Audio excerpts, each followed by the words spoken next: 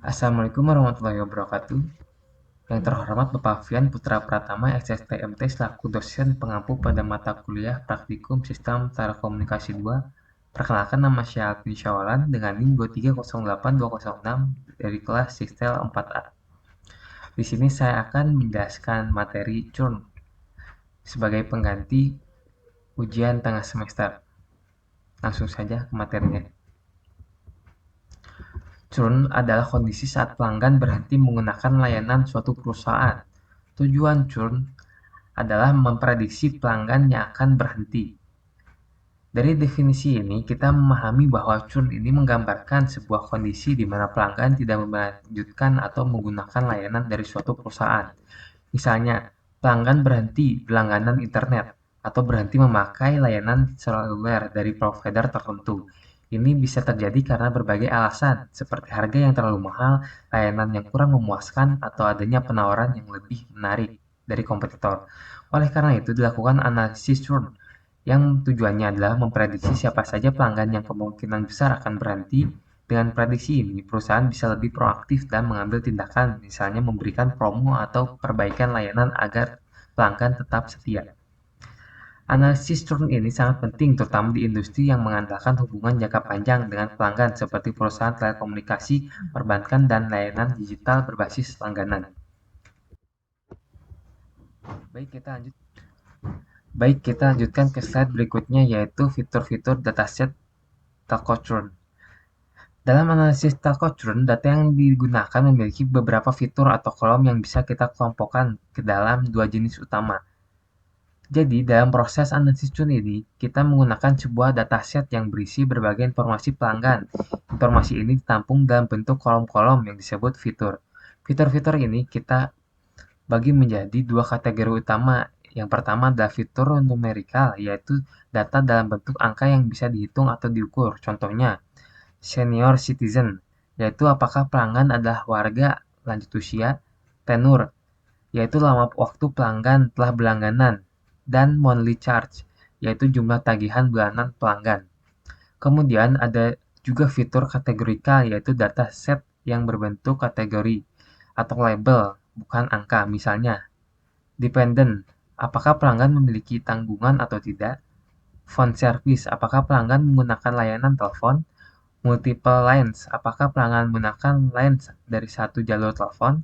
Dan internet service, jenis layanan internet yang digunakan oleh pelanggan. Terakhir, dari semua data itu kita punya target utama yang ingin kita prediksi, yaitu churn. Apakah pelanggan akan berhenti berlangganan atau tetap setia menggunakan layanan perusahaan. Slide ini penting karena kita menganalisis lebih lanjut. Kita harus tahu jenis-jenis yang kita hadapi. Ini juga akan sangat menentukan bagaimana data tersebut diolah. Sebelum melakukan proses analisis data, langkah pertama yang dilakukan adalah mengimpor library yang dibutuhkan. Dalam hal ini adalah Pandas. Library ini digunakan untuk mengolah data dalam bentuk tabel. Kemudian kita mengimpor file dataset bernama tugas CSV menggunakan fungsi pd-read CSV. Hasil pembacaan file ini akan disimpan dalam sebuah variabel bernama df yang merepresentasikan data dalam bentuk data frame. Data understanding adalah tahap awal dalam proses analisis data yang bertujuan untuk memahami isi struktur atau kualitas dataset. Tahapan ini sangat penting dilakukan sebelum melanjutkan ke proses berikutnya seperti data processing, modeling, atau evaluasi. Dalam tahap ini, kita melakukan beberapa langkah berikut. Melihat 5 data pertama, TF head. Fungsi ini menampilkan 5 baris pertama dari dataset. Tujuannya untuk melihat struktur awal data, kolom-kolom yang tersedia, jenis datanya, numerikal atau kategorikal, dan bagaimana bentuk nilainya. Yang kedua, menampilkan semua nilai unik dari kolom payment method. DF payment method unique dilakukan untuk melihat apa saja nilai unik yang mendapat dalam kolom payment method. Yang ketiga, mengetahui dimensi data. DF save. Output 7043,21. Artinya dataset terdiri dari 7043 baris pelanggan dan 21 kolom fitur atau data pelanggan. Mengecek informasi struktur data (df info), memberi informasi tentang jumlah kolom, nama kolom, tipe data, jumlah nilai yang tidak nul, penting untuk mengetahui apakah data kosong atau missing. Contoh penting dari hasil df info. Dalam total charge masih bertipe objek, padahal seharusnya numeric float. Ini biasa terjadi karena ada nilai kosong atau format salah. 18 kolom bertipe objek, artinya mayoritas adalah data kategorikal. Yang kelima, deskriptif. df describe menampilkan ringkasan statistik untuk kolom numerik seperti senior citizen, kolom biner, 0 bukan lansia, 1 lansia. Tenur, lama berlangganan, dalam bulan. Monthly charge, jumlah tagihan bulanan pelanggan. Slide kelima. Sebelum kita membuat model machine learning, langkah penting yang harus dilakukan adalah memahami isi dari datasetnya terlebih dahulu. Proses ini disebut sebagai exploratory data analysis atau disingkat EDA. EDA merupakan tahap awal dalam proses data science yang bertujuan untuk mengeksplorasi, menganalisis, dan memvisualisasikan data secara menyeluruh. Tujuannya adalah untuk memahami struktur data, mendeteksi anomali seperti outlier atau missing values, melihat distribusi data, dan menentukan pola-pola yang mungkin relevan untuk pemodelan. Dengan melakukan EDA, kita bisa mendapatkan insight yang berguna untuk menentukan strategi processing yang tepat, memilih fitur yang relevan, serta menghindari kesalahan dalam pembuatan model ke depannya. Dalam saat ini, kita akan melakukan beberapa langkah visualisasi seperti melihat distribusi fitur numerika, mendeteksi outlier, mengecek keseimbangan target cun, dan tidak ada data yang hilang. 1. Cek distribusi fitur numerikal. Pertama, kita mengetahui bagaimana penyebab atau distribusi nilai pada kolom numerikal seperti tenor dan monthly charge. Untuk itu, kita gunakan histogram. Histogram adalah menunjukkan distribusi lama pelanggan yang berlangganan atau tenor. Terlihat banyak pelanggan yang baru berlangganan, namun juga ada banyak cukup lama. Sedangkan untuk monthly charge, distribusinya cukup menyebar, seperti biaya bulanan pelanggan cukup bervariasi. Yang kedua, cek outlier atau data pencilan. Selanjutnya, kita cek apakah ada nilai pencilan atau outlier pada beberapa kolom numerikal, yaitu tenor, monthly charge, dan senior citizen. Di sini kita gunakan box plot. Dari ketiga box plot tersebut, kita lihat bahwa kolom monthly charge memiliki beberapa nilai outlier yang cukup tinggi, sedangkan tenor dan senior citizen memiliki normal. Dengan mengetahui ini, kita bisa mengembangkan apakah perlu memanggil outlier sebelum membuat model. Yang ketiga, cek keseimbangan target churn. Lalu kita juga ingin mengetahui beberapa keseimbangan dan target kita, yaitu kolom churn, apakah data pelanggan berhenti, tetap berlangganan, atau seimbang. Hasil pie chart menunjukkan bahwa data churn tidak seimbang, di mana sebagian besar pelanggan tidak berhenti berlangganan. Ini penting diketahui karena model kita nantinya bisa bias ke kelas mayoritas, sehingga kita perlu melakukan penanganan imbalance seperti SMOD yang akan dijelaskan di slide berikutnya. Terakhir, kita periksa apakah ada data yang hilang atau missing values. Hasilnya semua kolom memiliki nilai 0, artinya tidak ada data yang hilang. Ini sangat baik karena kita tidak perlu melakukan implementasi atau penghambusan data. Jadi, dari proses EDA ini kita dapat insights penting seperti distribusi nilai, potensi outlier, ketidakseimbangan data target, dan kondisi data yang lengkap. Semua informasi sangat membantu untuk menentukan langkah-langkah processing selanjutnya sebelum melatih model machine learning. Sebelum kita melatih model machine learning, kita harus memastikan datanya sudah siap digunakan. Tahap ini disebut data processing, yaitu proses mempersiapkan data agar bersih, konsisten, dan dalam format yang bisa dipahami oleh algoritma machine learning. Data yang belum diproses biasanya masih kotor, bisa berisi nilai yang tidak relevan, format data yang salah, atau informasi yang terlalu rumit untuk dipahami langsung oleh model. Maka dari itu, processing ini penting agar performa model nantinya jadi optimal. Langkah pertama yaitu membersihkan data atau data cleaning. Di tahap ini kita membereskan data dari hal-hal yang nggak perlu atau salah format, yaitu menghapus kolom tidak relevan. Misalnya kolom customer ID tidak diperlukan dalam proses pelantikan model karena hanya sebagai identitas pelanggan. Maka kita harus menghapus dengan kode berikut. Lalu mengubah tipe data. Kadang ada kolom seperti total charge yang terbaca sebagai teks atau string, padahal seharusnya angka atau float. Maka kita ubah dengan berikut.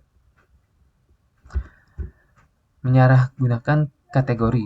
Beberapa fitur punya kategori yang mirip tapi ditulis berbeda. Contohnya no internet service dianggap sama seperti no. Maka kita sederhanakan seperti ini.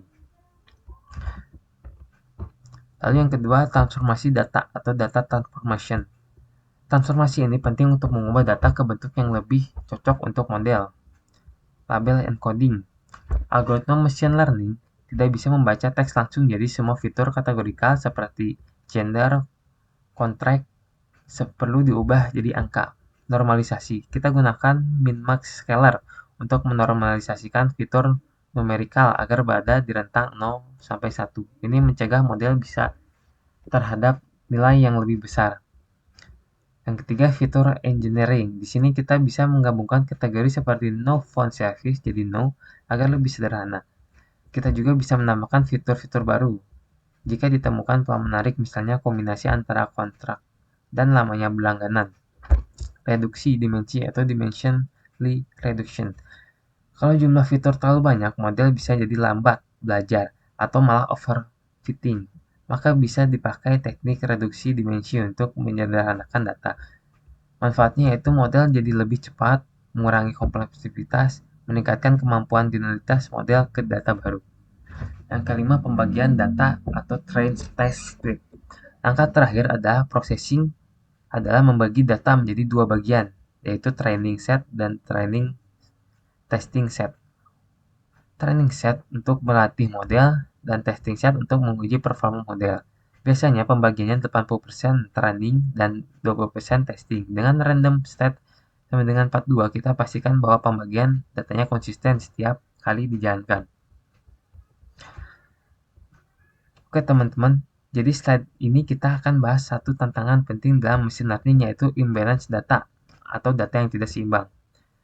Dalam kasus telco churn ini, kita menemukan bahwa jumlah pelanggan yang melakukan churn alias berhenti berlangganan jauh lebih banyak dibandingkan data yang berlangganan. Masanya, apa kalau dibiarkan? Kalau kita langsung latih model dengan data yang tidak seimbang ini, model bisa jadi malas mikir.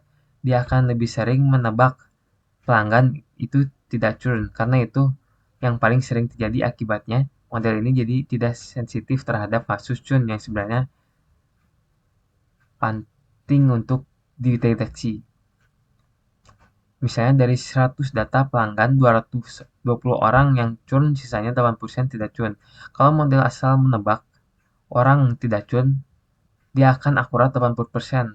Padahal gagal total mengenali siapa yang sebenarnya mau churn.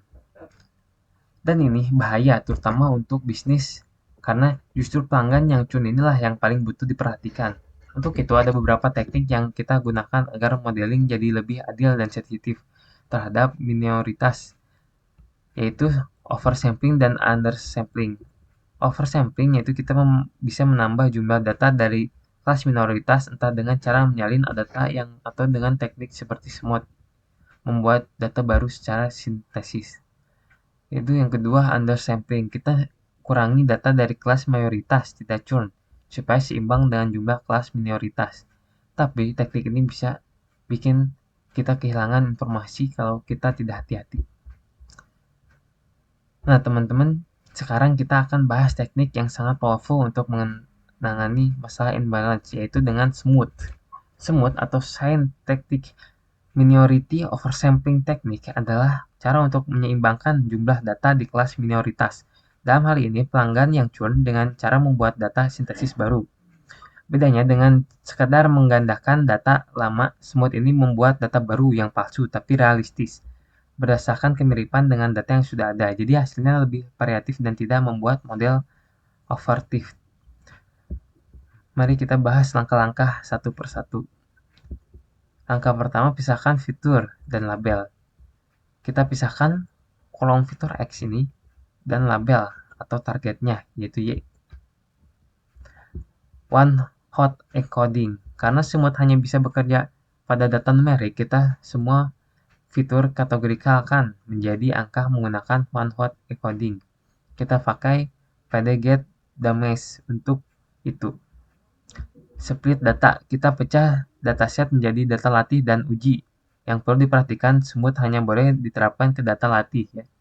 Tujuannya agar data uji tetap mencerminkan kondisi nyata tidak seimbang. Yang keempat, terapkan smooth. Setelah itu, kita jalankan smooth pada training. Hasilnya, kelas minoritas churn yang terjadi cuma 1495 data. Naik jadi 4139. Sama banyaknya dengan kelas mayoritas tidak churn. Ini membuat model punya kesempatan belajar kedua kelas secara adil. Oke teman-teman, kita sampai ke bagian paling penting dalam proses machine learning, yaitu model training. Tujuan dari model training ini adalah agar algoritma bisa belajar dari data historis pelanggan dan mengenali pola mana yang menunjukkan pelanggan akan tetap berlangganan dan mana yang beresiko churn alias berhenti berlangganan. Di tugas ini kita membandingkan performa beberapa model machine learning yang umum digunakan, yaitu logistic regression, model statistik klasik yang simpel yang kuat untuk klasifikasi. Lalu Knight-Neighbor atau KKN yang memprediksikan berdasarkan kedekatan data baru dengan data lama. Yang ketiga, Decision Tree, model yang meniru cara manusia mengambil keputusan secara bertahap. Lalu Random Forest, gabungan banyak decision tree untuk hasil yang lebih stabil. Lalu Support Vector Classifier, SVG, model yang mencari garis pemisah terbaik antara kelas. Dan XGBoost, model boosting yang sangat powerful dalam bentuk kompetisi data science. Dengan mencoba berbagai model ini, kita bisa tahu mana yang paling cocok dengan karakteristik dataset ini. Untuk mengevaluasi kinerja model, kita anggap hanya uji sekali saja. Kita gunakan fold cross validation, yaitu teknik di mana data bagian menjadi sebagian besar, misalnya 5 atau 10 bagian. Setiap lipatan akan bergantian jadi data uji, sedangkan sisanya jadi data latih. Ini membantu menghindari hasil evaluasi yang bias karena kebetulan data-data yang mudah atau sulit. Setelah tahu formula kita lakukan penyempurnaan model lewat hyperparameter tuning. Setiap model punya parameter tertentu yang bisa diatur untuk meningkatkan performa. Kita coba sebagai kombinasi parameter baik secara menyeluruh, GERD search maupun acak, random search, sampai ketemu kombinasi terbaik. Nah, dari semua model yang kita latih evaluasi, kita pilih akurasi F1 score tertinggi data uji sebagai model terbaik. Kenapa F1 score? Karena dataset sempat imbalance jika kita tidak bisa mengandalkan akurasi saja. F1 score memperhatikan keseimbangan antara presisi dan recall, jadi lebih adil dan menilai performa model. Model terbaik inilah yang akhirnya digunakan untuk membantu perusahaan dalam memprediksi pelanggan yang memungkinkan akan churn. Jadi dasar dalam pengambilan keputusan bisnis. Baik teman-teman, kita sampai pada bagian akhir, yaitu kesimpulan dari analisis churn yang telah kita lakukan. Dari seluruh proses tersebut, kita berhasil mendapatkan model terbaik, mampu memprediksi pelanggan yang memungkinkan besar akan churn dengan cukup akurat dan seimbang. Model ini dimanfaatkan perusahaan untuk menyusun strategi retensi pelanggan, seperti memberikan promosi, layanan prioritas, atau pendekatan personal bagi pelanggan yang diprediksi akan churn. Jadi kesimpulannya, analisis churn ini pada dataset toko churn dilakukan untuk memahami pola pelanggan yang berhenti berlangganan. Proses ini dilakukan dari eksplorasi fitur, pembersihan dan transportasi data, hingga penanganan data imbalance dengan smooth. Setelah data siap, sebagai model machine learning dilatih dan dievaluasi menggunakan fold cross validation dan hyperparameter tuning, hasilnya diperoleh model terbaik yang mampu memprediksi churn secara efektif dan dapat dimanfaatkan untuk strategi retensi pelanggan. Sekian dari penjelasan saya mengenai churn. Maaf apabila masih ada kesalahan kata atau perbuatan. Saya Alvin Syawlan, mohon pamit undur diri. Wassalamualaikum warahmatullahi wabarakatuh.